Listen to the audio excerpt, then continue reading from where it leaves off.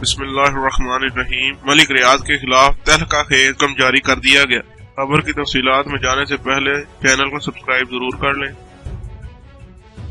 Session court میں بحریہ town 510 Kunal 6 مرلہ سرکاری زمین پر قبضہ سے متعلق کیس کا فیصلہ سنا دیا گیا۔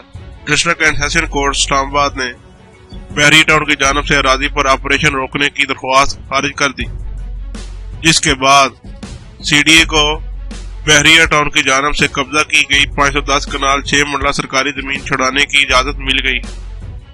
بحریہ ٹاؤن نے موضع کوڑی کے 510 کنال 6 مرلہ سرکاری اراضی پر قبضہ کر رکھا تھا۔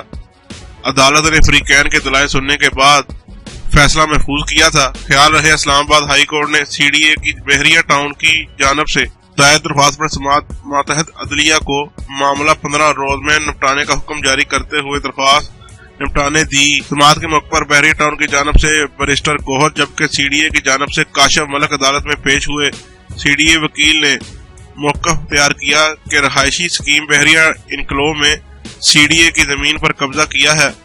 سی ڈی اے کی کارروائی سے قبل بحریہ ٹاؤن نے سول عدالت سے حکم امتناع حاصل کیا ہے۔ حکم امتناع کو خارج کیا جائے یا اس پر قبضہ کیا جائے۔ سول جج نصیر الدین نے فریقین کے وکلاء کے دلائل مکمل ہونے پر بحریہ